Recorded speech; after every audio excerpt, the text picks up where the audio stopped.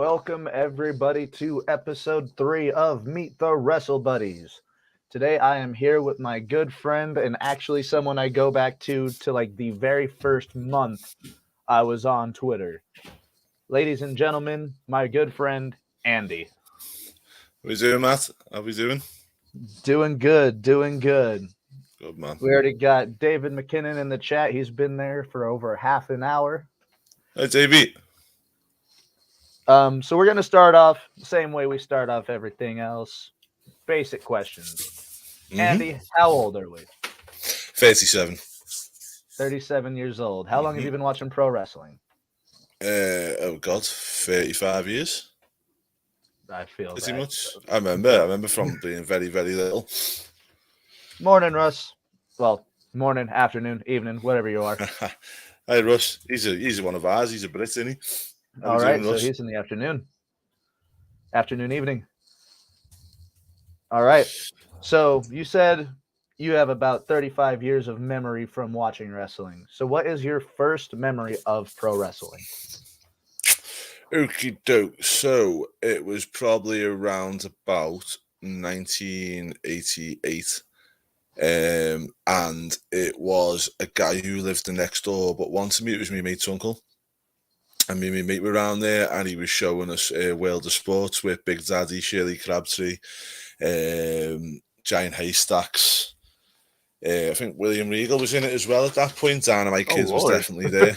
Dynamite Kids was definitely on one of the ones that I watched. So it was awesome, really awesome. And what then would be after that, I got into the British Bulldogs was the first WWE thing that I seen, which was a VHS, and it was like their best of, you know. Okay. What would be the first match that you remember? First match I remember, it was the Bulldogs versus the Fabulous Rougeaus, I believe it was, on that tape that I got. That's like the first one I can remember watching. And there was another one. I can't remember for the life of me who it was, though. It was the Bulldogs again, but they were robbing the... who were they facing against? It was one of Heenan. I think it was the Islanders. And it was when Heenan had the dog suits on to stop Matilda from biting him. Where Davey Boy has to basically throw Matilda at Heenan to get any reaction. Yeah. I absolutely love that because he just basically picks the Bulldog up and runs after Heenan. And Heenan was just the best, wasn't he? You know what I mean? So he could make at it and look good. Like, I just absolutely love Bobby Heenan. I absolutely love him. Apologies if I keep looking the other way, Matty. I'm just giving us a share about me because I always like to do that. No worries. Thingy, so give me just 2 seconds. Let everybody know we're live as well. That's the one, mate.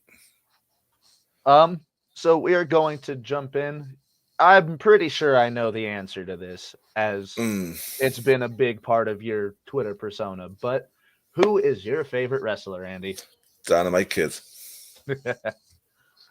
He was absolutely just before his time, you know. And if you look at some of the wrestlers, that Bret Hart, Benoit, you know, we know what he's done, but that doesn't mean he wasn't a great wrestler.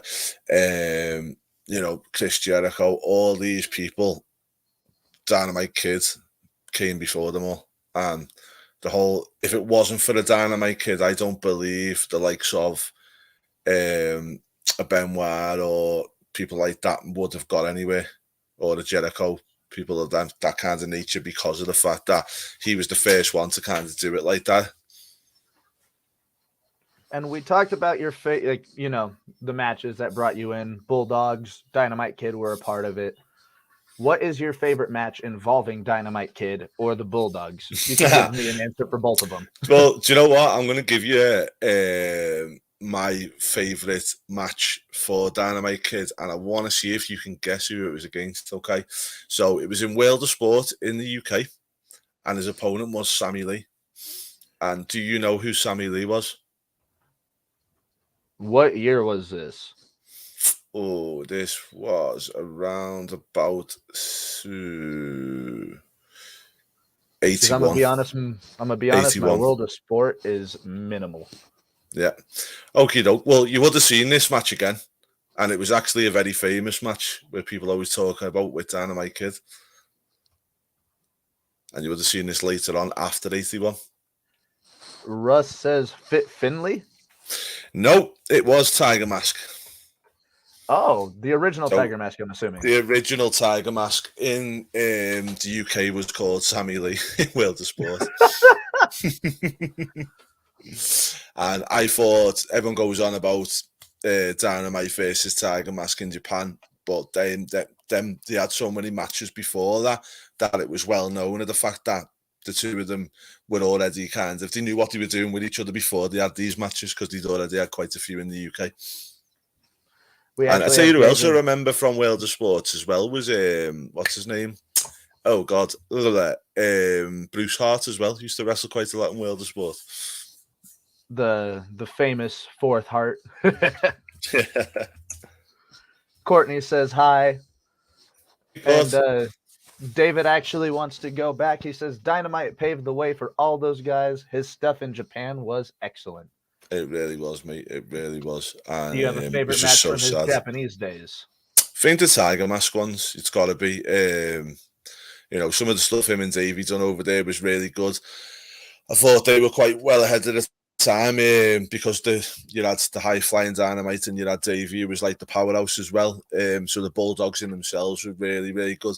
If you look at the even to this day with the Money in the Bank, they always have the one big guy in there because it's important to have that within that match. And I think with these two as a tag team, they were way ahead of the time.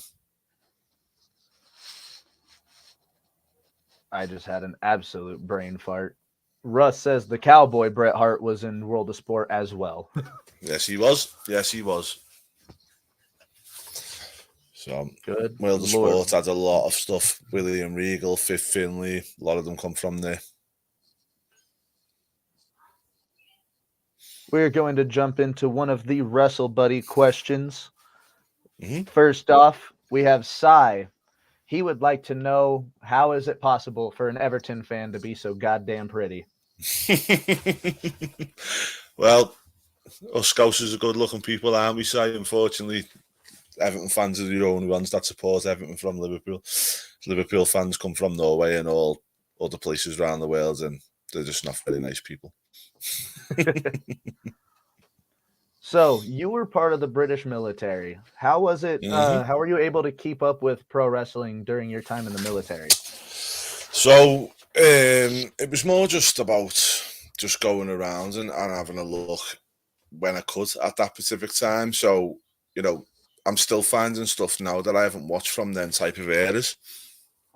So it was more about the fact of at that particular time, I used to have people who record stuff for me, and then when I come out, I catch one all in one go. So that was more to do with what I did. But there was a lot of guys who put me onto some other like bits of Impact and stuff like that back then as well that I wasn't really particularly watching at the time. So there's a lot of people who enjoyed wrestling. So in the barracks as well, we'd have it on quite a bit, and we used to love a bit of Raw, SmackDown as well, have a little few tournaments and stuff. So it's always good fun.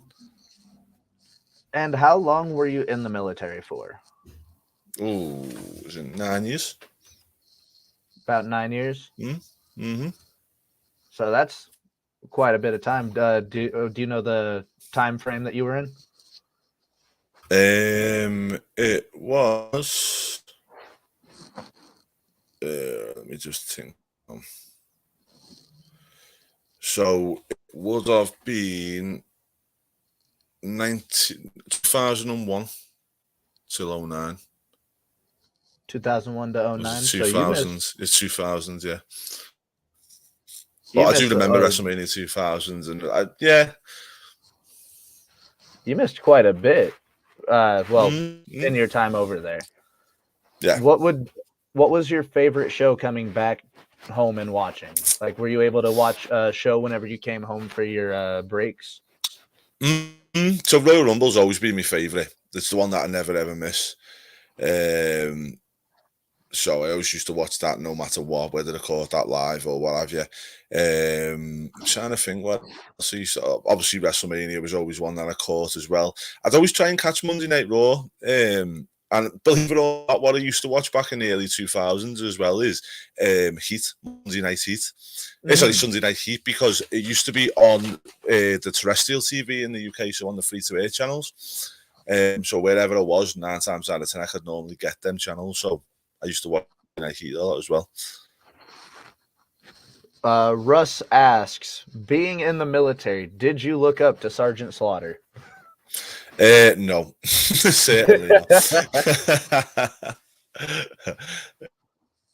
That's a fun question. Not, but I love Sergeant Slaughter. Do you know what? He's one of my favorite heels because I was around about, I think it was 6 or 7 when he was going against Hogan, Wrestlemania 7. Yeah, because I'm pretty much the same age as Wrestlemania.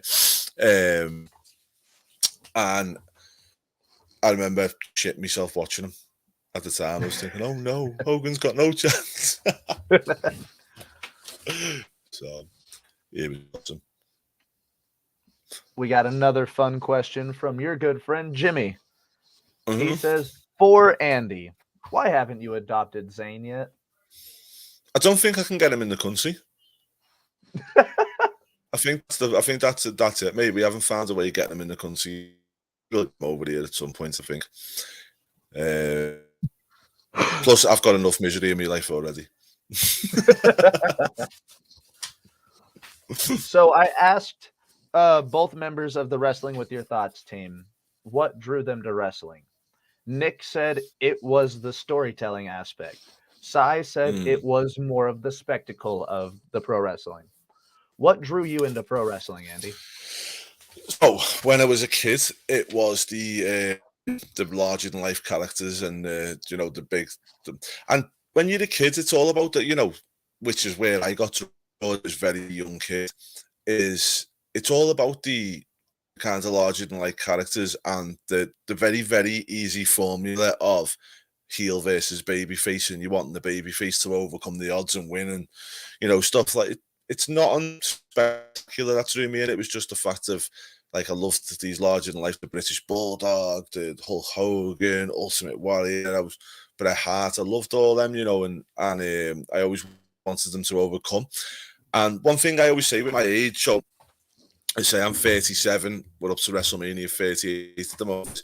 Wrestling, for the first part of my life, it kind of moved with me. So it always gave me. So when I had the larger than life characters with your Hulk Hogan, say your prayers, eat your vitamins, I was a little kid, so I was lapping all that up. And then the attitude era kicked in, and when the attitude kicked in, I was a teenager with raging hormones. So your attitude kicked in. The beard dunking and all like that, it fitted in perfectly with where I was at in my life at that particular point as well. So I've been kind of lucky in the fact that, like, it's kind of followed.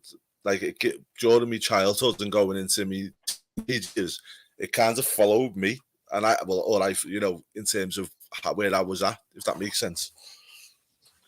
100%. We can actually transition that into more modern.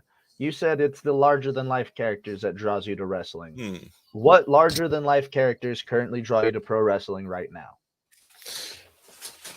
So now, as an adult, it's a bit different. So when I was a kid, it was the larger than life characters. Then it was like the attitude characters and stuff like that. I'll be honest, nowadays it's more to do with the actual entertainment aspect of it. Obviously I competed mixed martial arts at one point in my life as well in combat sport, and I like me wrestling to not be like that too much. I know people like the realistic aspects of it, stuff like that. I'm more of an entertainment guy. I love the entertainment aspect. I love the gimmick matches. I like a good wrestling match with a lot of train wrestling and stuff like that. But I like the whole spectacle, like the WrestleMania spectacle is just awesome. With the way it goes on about the celebrities and stuff. I love all stuff. I've got no problem with that. I love the old vignettes as well. But nowadays, Roman Reigns, for me, is really Riddle as well. Riddle I like because he makes me laugh. And I think at the end of the day, it's entertainment. So that's what I want. Roman Reigns, love the whole character and the way they're doing it with him and the long end, the entrance and the spectacle, all that. Liking that as well. Let's not forget how long Ric Flair holds the title in NWA for. It can be done as long as it's done correctly. It can be done well. Hogan holds the belt for how long in the early days of WWF as well. So, San I Martino. like him. Yeah. San Martino had it for how long? It can be done as long as it's correct. It can be done. One thing that does disappoint me in modern day wrestling is the tag team divisions. I used to love them when I was a kid. Really loved them. Demolition, Legion of Doom, Nasty Boys, Dockers.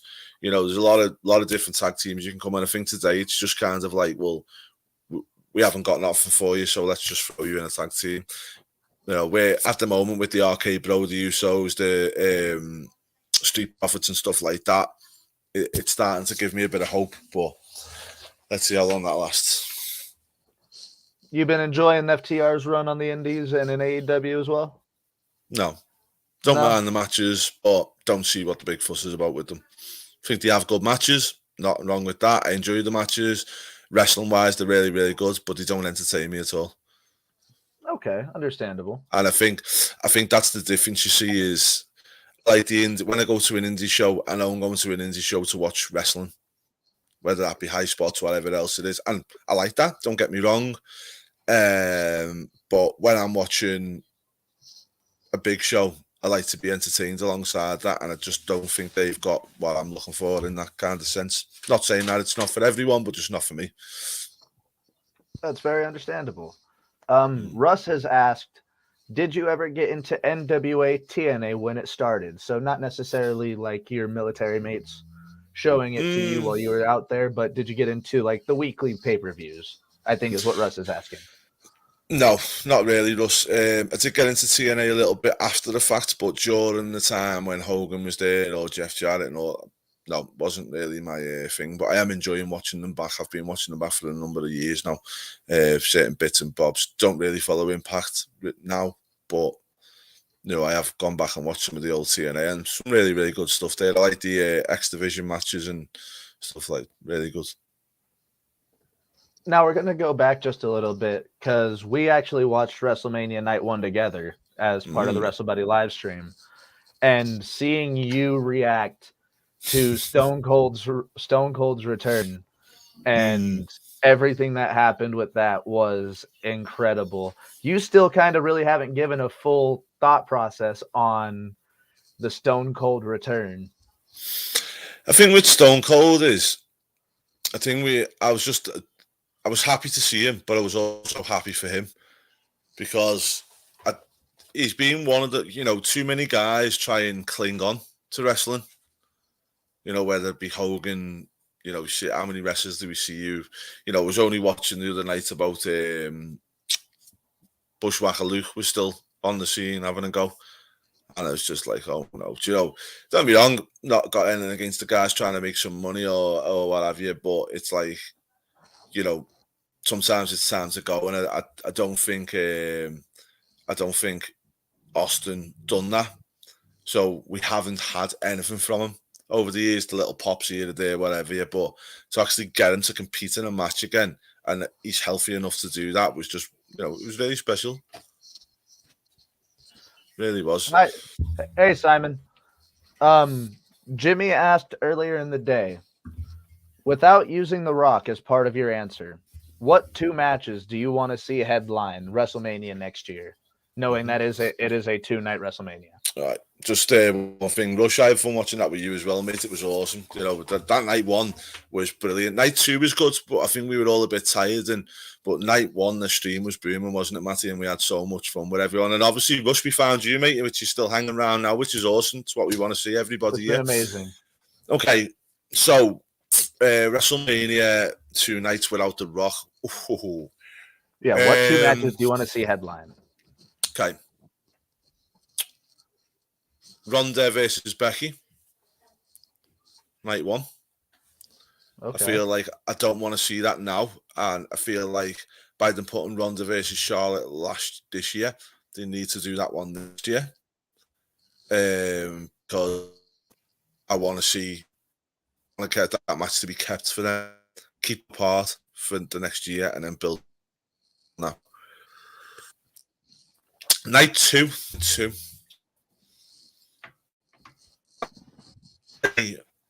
Riddle. This is Brock title. I'm sorry, the audio kind of chipped out of that. What was that? Riddle versus Brock for the championship. Riddle versus Brock, you said? Can you not hear me? Is that... It was kind of cutting out at that last part. Yeah, better. Okay, now it's kind of glitching. Oh. Is that any better? I can hear you. It's Hello? just your video and audio is in and out. All right, it must be your internet. Can everybody else hear me okay? Give us a thumbs up in the chat, guys. Everybody give us thumbs up in the chats, please. If you can hear us all right. Okay. Yeah, you can hear Riddle, baby. Jimmy said go Riddle, baby. Yeah. So, yeah, Matt Riddle versus Brock Lesnar. There we go. You're perfect. You are meant for me right now. Awesome. You have to bear with Andy. The internet in the north is sketchy at best. Yeah, because they spend all the fucking money in the fucking south, Russ. That's what it is. So, night 1 is Ronda, Becky. Night 2 is Riddle and Brock. Yeah, Riddle. Hi, Nick. I think Riddle versus Brock, it's being known that Brock is not being happy with Riddle over time and whatnot, do you know what I mean? Which I'd probably get. But at the same time, I think WWE have got a real star on the hands with Riddle. I think, hey, Nick, I think Riddle is really, really... legitimate badass because he was in the UFC. And he's got this character of being the bro and cool and not really that bothered, but he can kick people's heads in when he wants to. Do you know what I mean? There's a big story there for it, you know. And I think also from a view, because I think it's something like that would appease the marks and the normal fans, because draw for the mainstream. Riddle can be built up because of his UFC, and also, you know, everyone who sees Riddle, he's just got that way about him, hasn't he, where people like that. And I think this is why RK Bro's being so successful. And I think if he goes over Riddle, if it sold out. Yeah. So I think everybody will be happy with Riddle winning from just a generic point of view, as long as WWE, which they can do that all day long. And I think from the marks as well, as they'll see it as though Brock Lesnar finally acknowledging Riddle and letting them put it and whatnot. You know, it's a lot there, isn't there? So we actually have 2 questions from David that kind of go hand in hand. Mm-hmm. First off, so with Knight's new manager position and having Mace and now Mansoor in the group, do you think those characters have been damaged to the point that this group can't get them turned around? No, I feel like WWE are very, very good at the claw. WWE is very, very good at relaunching people. We only have to look at Bobby Lashley to figure that out. You know, 1 minute he's married to Lana or whatever was going on with that one.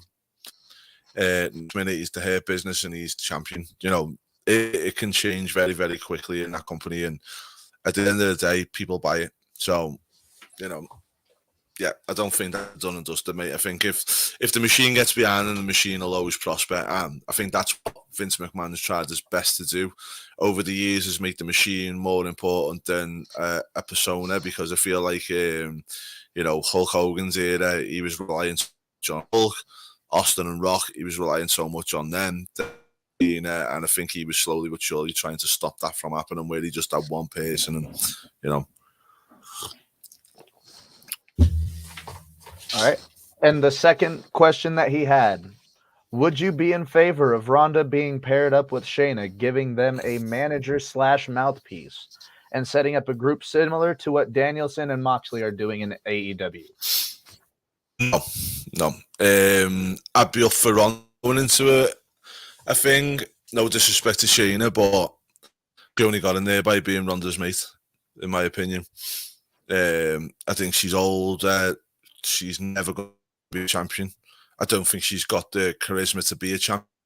And there's no disrespect to Shayna. You know, Shayna in the ring looks really, really good, but a mid-card at best for me. And I don't think it'd do a Ronda any favours by putting in a thing like with her.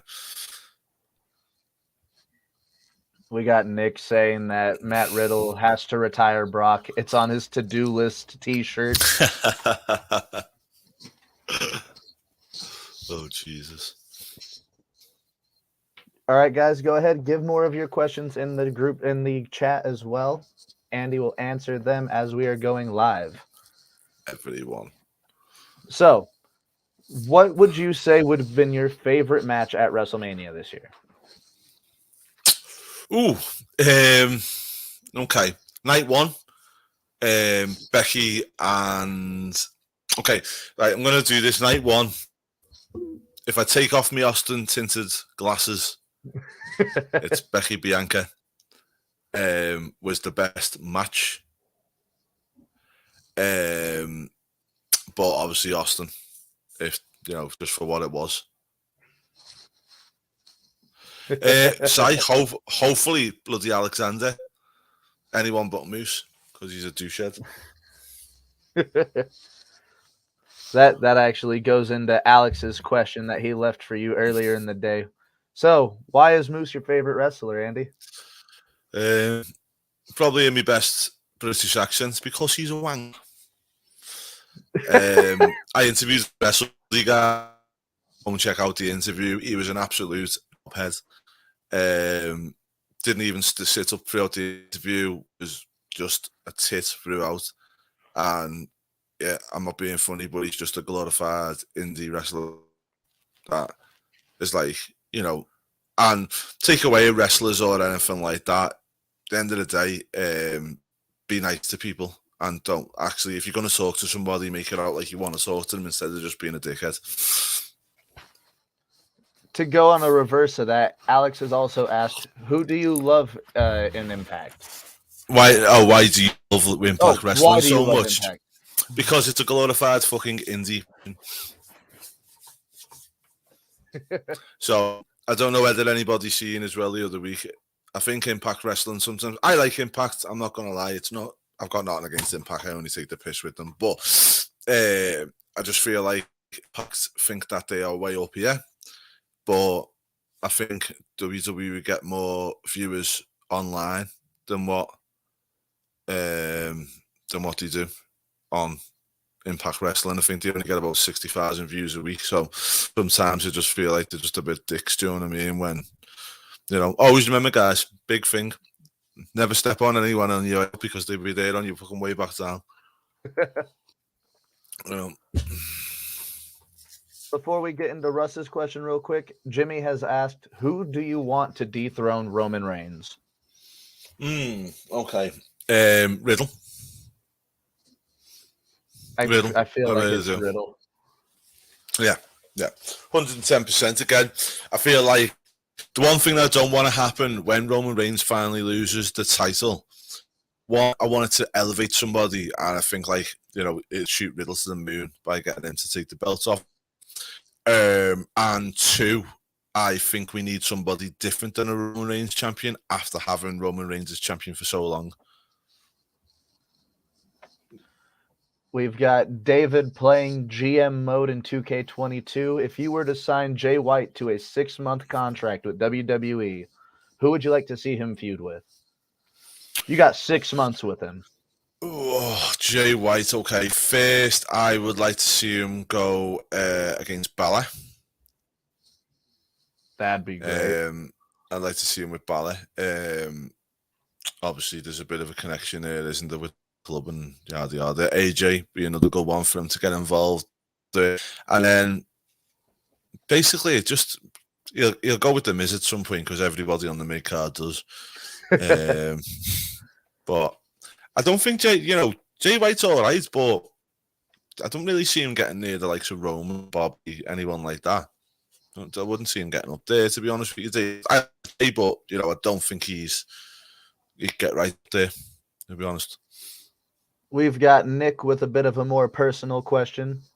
Why is pro wrestling so important to you? As you have always got the sense that it is very important to you. A lot of reasons, really. I think the first reason is it's always a welcome distraction from normal life. You know, even when I used to compete in MMA, I used to have wrestling tapes on my laptop in the back while I was getting ready for my fights.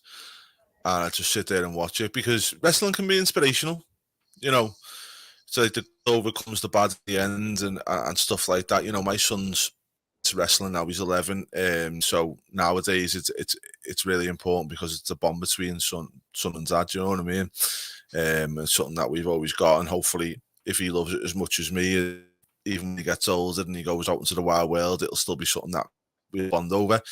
But it's just that good feeling with it. You know, it's not always that good feeling. There's been times, you know, as we said before, Matty, I think I said it to you after WrestleMania. There's been times where you're sticking in with it and you're trying to, you know, sticking with it even though it's bad at the time. But you live for them high moments, don't you? I think it's like anything in life. You live for them high moments, and I would say I like the whole entertainment aspect, as I keep saying. I know that, but you know, I watch boxing. I'll be watching the boxing later. Tyson Fury. I watch UFC. I've got friends who compete in UFC. Obviously, I used to compete myself in mixed martial arts. But wrestling's totally different. It brings every aspect together. You know, it's got the entertainment. I mean, I don't think they utilise managers as well in one day. I feel like they could use them a bit more. I mean, we've got Paul Heyman, but across the card, like play a really important role that they probably don't. But just as a whole, you know, it's so different, isn't it? And every week it's something different. So, yeah. All right. We have Russ asking, do you think Cody going back to WWE and being given pretty much everything he asked for, do you think any other AEW guys might make the move? Yes. And if, yeah, I'm going to add on to that. If so, who? Okay, Wardlow. I think Wardlow will end up there one day. I'm trying to think who else I think could go over there. Jade Cargill is a shoe-in for there. I think they'd be stupid if they didn't take her. She's just WWE model through and through. She's literally what they would love to have. I believe MJF maybe.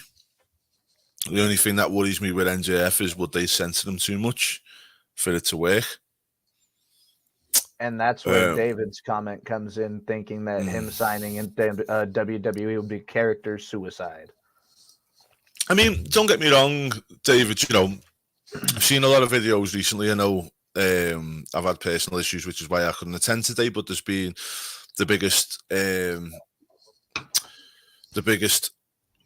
wrestling convention today in Liverpool, in my city, that they have, called For the Love of Wrestling, and MJF's there today, and I've seen people putting pictures up with kids and stuff, and he's still his normal self with the growls at them and stuff like that, but he's not going to turn around to a little kid and tell him to fuck off or anything like that, is he? You know what I mean? So there'll be a way to adapt that character, and to be honest, I think if he does go there, he would be the one I would be really, really interested and intrigued to watch how he went on, because I believe that he would have to develop his character, and sometimes in wrestling, people get stuck in one persona and can't really do much else. So I think if MJF went to WWE, it'd be interesting to see if he had that diversity and he could actually adapt the character to do it rather than just being that one type of character.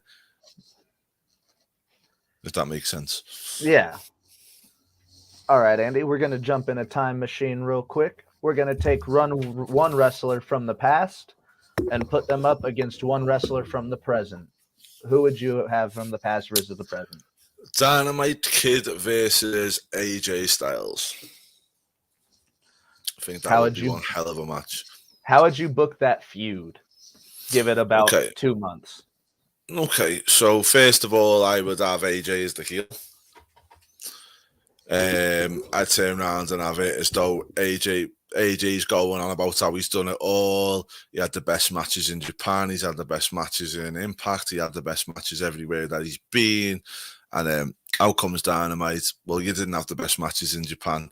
I'm a pioneer. I'm a high flyer. I can do the high flying. I can do the mat wrestling. I can do it all. AJ's kind of like, no, you can't. And it just goes back and forward from there. The two of them are competing against other people, but trying to one-up each other to show that they can do it. I'd even go along the lines of having, like, 1 week, you'd have Dynamite in a submission match and say, well, you can't, because he's a high flyer, as they call him. Well, let's see how he does as being a mat wrestler. And then, obviously, Dynamite comes out on top there. AJ the next week, and you could have AJ in, say, a 15-minute Iron Man match or something like 15-minute match of another kind of thing, and then just kind of every week pick a different stipulation of what you could do in the matches to test each other about which way they're going to go, and then it's kind of like, okay, we're at a bit of a stalemate here, so let's have the match. Do you know what I mean? And who would you have go over at the end? Dynamite. I'd have probably AJ go over the first one, but I'd have AJ cheat. Maybe, yeah, hold it tight or something like that, or maybe some outside interference, and then I'd book the second match with a Dynamite. No, do you know what I'd have, right? Okay, this is the way I'd do it. I'd have the first match, they'd have an Iron Man match, 60 minutes, go to the time limit draw. Second match, I would have a ladder match or a TLC match, whichever one you want to pick. I'd probably have a belt on the line on this one as well. And I would have AJ go over, but with outside interference. And then for the final penultimate match, I would have the two of them in a steel cage match. Oh. All right. I've been seeing this on Twitter a bunch recently. Andy, I'm pretty sure I know one space on this. What is your Mount Rushmore of pro wrestling? Your top 4. Okay. So it's a bit hard, this one, because obviously I'd say Dynamite, but is he on my Mount Rushmore, or is it just because he was one of my first favourites and I loved him? There's a difference. Let's talk this through then. Okay. So Dynamite Kid, I wouldn't put on me that much more. Reason being is, I think his career was cut short and he didn't make that career. He should be a Hall of Famer, 110%. There's no denying that whatsoever. But does he go on my Mount Rushmore? No, he doesn't. All right, then who takes that first spot? Hogan. Hate him or love him, he changed the game on multiple occasions. So Hogan's got to be on there. I know people won't say it's the night. No, it's the best. It's controversial, but the first era of WWF, he carried the torch and he got them through. And he was the main event. Then when he changed heel and made with the NWO, the NWO was the real starting point of the Attitude Era for me. Whether people want to admit that or not, that was the changing point. So again, and who was a part of it? Hogan again. So it's no coincidence, is it? So Hogan, I'd say, is number 1. So how many to get 4, isn't it? Yeah, 4. Okay, Rock and Austin. So that's hard to argue. Very, very easy one. Yeah. Again, I feel like them two. I don't believe you have a Austin without a Rock, or a Rock without the Austin. Even though I know Stone Cold was coming up and he beat Shawn Michaels and stuff like that. And I know you had McMahon there, but The Rock was always there or thereabouts with Austin. And I think over the time, them two, yeah, I think the two of them together carried the company for a number of years. And also got them through to where they turn public and stuff like that. Without a doubt. So I'd say them two. And then my last one, John Cena. All right. 110%. Again, don't think people like that one, but you can't deny it. He is extremely overhated. He's overhated, but at the same time, I think it's the same as when you got an Austin. So if you watch back to when they lost Hogan, and WWE kind of just fluttered around a little bit. They had Brett as champion and Shawn going back and forth, but no disrespect to them too, but Shawn's best work was in the second, 2002 onwards. Honestly. Because I don't think the new generation era was any good at all. I think it was quite poor, to be honest with you. And I thought that they were looking around for something and they hadn't found it. And then Austin come along, set it all on fire with The Rock. Then again, Austin and Rock went, and Taker tried to keep it going. I think Taker's definitely got to be in the conversation. Unfortunately, I just don't think that Taker, as much as he was durable for a long, long period, I don't think there was ever a time when Taker led the company. I think even though he might have done backstage and everything else, I don't think he was ever the top of the shop in terms of, you know, like the way Cena did it, or The Rock did it, or Austin did it, or Hogan did it. I don't think Taker ever took it to that level, if that makes sense. Yeah. And I feel like, that's again, not hard to argue at all, because they saw big drop in viewership and everything. Yeah. And as I say, when Hogan when Rock and Austin left and it dropped again, and Cena was the one to bring it back up. And then again, he dominated for how many years? Whether Twitter or whoever don't like him, the internet don't like him, the numbers don't lie. He was money. And eventually he's done what The Rock's done now. He's going into Hollywood, he's in these films, he's doing really well. So yeah, I'd say that's my four. That's my four for definitely. Now, you gave me your Mount Rushmore. Is that how you would rank them? Hogan, Rock, Austin, Cena, or would you rank them differently? No, Austin number one. Well, all no, right. Rock number one for me. Sorry, and I'll tell you why. I loved Austin, but The Rock was always my guy. I think also The Rock has done more for wrestling since he's left than what Austin and him achieved in the company. Without a doubt. It could have been, we only have to look at Jesse the Body Ventura, how he turned on wrestling when he went to Hollywood and tried to be a dick, and Hogan tried to turn his back on wrestling, didn't he, a couple of times and stuff like that. Where The Rock, he's never ever shunned off or forgot where he's come from. So I'd say Rock, Austin, Hogan, Cena. But Cena could overtake because he's still the final chapter isn't written with him yet. Yeah, he's still doing what The Rock has done. Yeah. All right. Courtney says she's got a few errands to run, so she's got to go. Take care, of course. Now, I asked Nick and Simon this question. What would be your favorite wrestling storyline? What storyline do you love? One that I can make up, or one that's actually happened? One that's actually happened. Do you have a headcanon storyline? Oh, I've got one in my head, mate. Yeah, I've got one that could go really well now. Okay, so one that's actually happened. It's got to be Austin McMahon, hasn't it? It's got to be Austin McMahon. I think the whole, as an adult now, I probably appreciate it more than what I did as a kid. Who doesn't want to kick the boss's head in?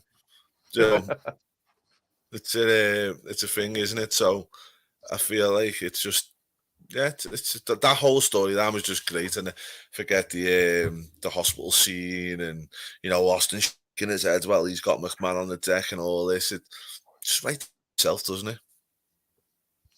Now dive into that storyline that you have in your head. I'm interested.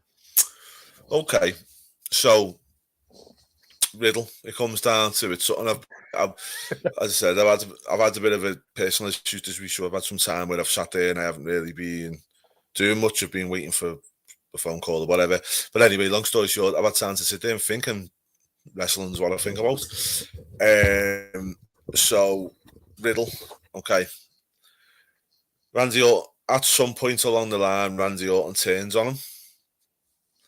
And tells him he's just a goof and he's not serious and all this stuff. But him and Randy don't actually fight each other. Do you know what I mean? Randy turns around and goes, "Well, you're not worth fighting," and turns on him and just leaves him like that. And then after that, Riddle goes on this 6 to 8 months, maybe from after SummerSlam until Rumble, where he's trying to prove to Randy, I'm better than what you think I am. And And gets him finally, it serious. culminates. He wins the Royal Rumble. And then he goes to Randy and goes, you take me serious. And Randy goes, well, you're not the champion now. And walks away. Goes to WrestleMania, wins the championship. Randy comes out, clapping and smiling. You finally made it. You've made the thing. Riddle goes to hug him. RKO. We're off to the races, mate. And then you got that WrestleMania feud. Mm-hmm. Yeah. And then from WrestleMania till SummerSlam, it'll be Orton and Riddle for the belt, which is a great first fuse for Riddle holding the belt. I think they should do it before he gets the belt, after he gets the belt, rather than before. Now, would you have Riddle hold it for a while, or would you have Orton take it right away? I wouldn't have Orton take it off him at all. All right. I think if I was going to do that, I'd have Riddle win it at Mania, Orton take it off him on the Raw after Mania, and then chase him till SummerSlam and win it back again.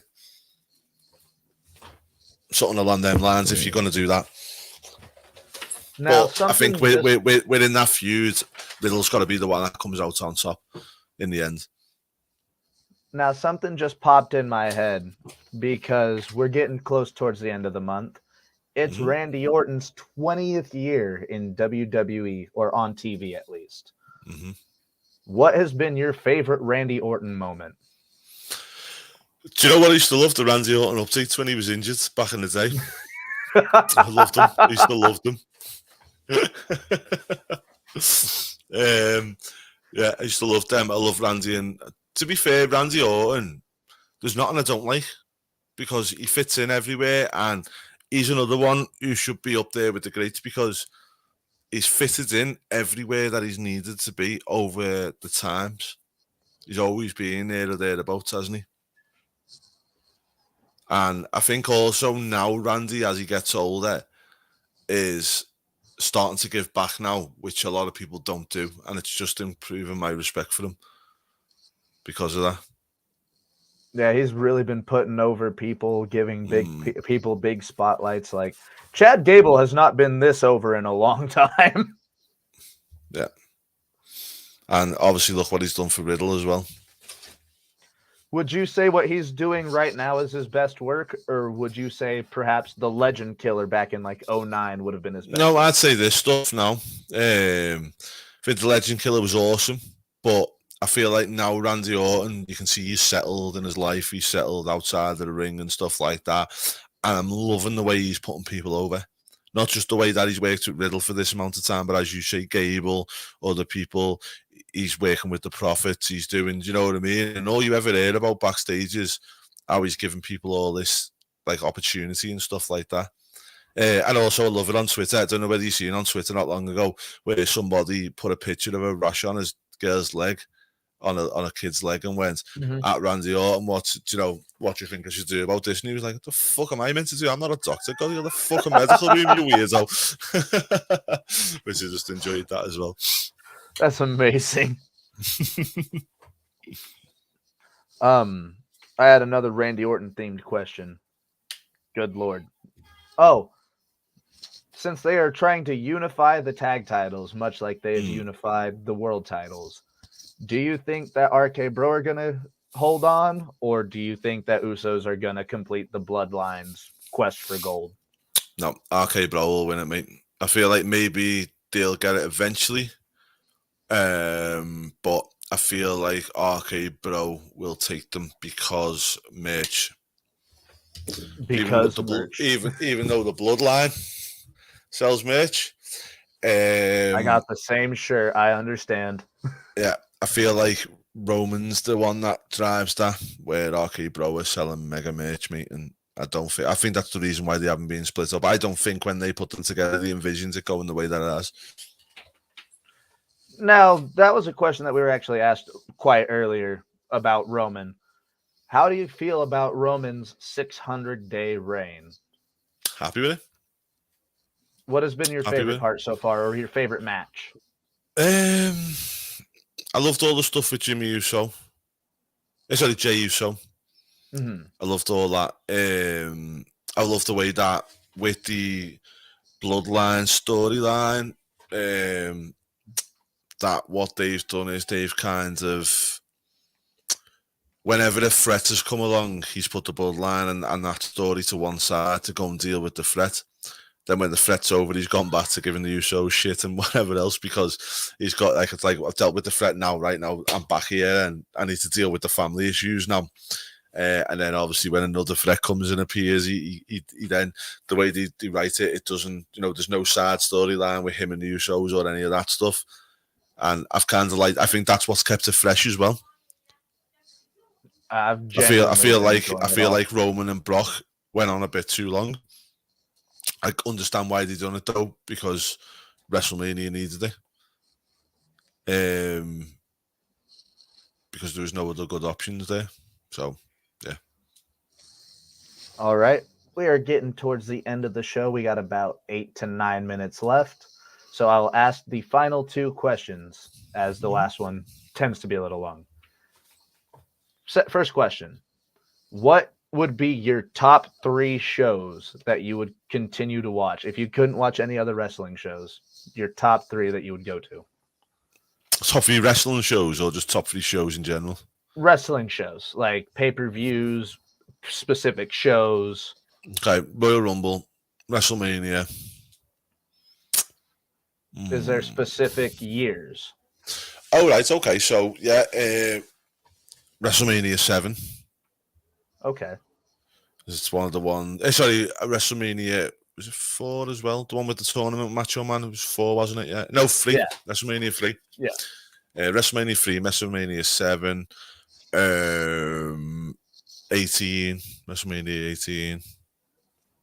His Thingy's favourite last match. Any Raw from 97 till 99. Okay. Watch any of them, because they're just awesome to watch. Every week was like a pay-per-view back then.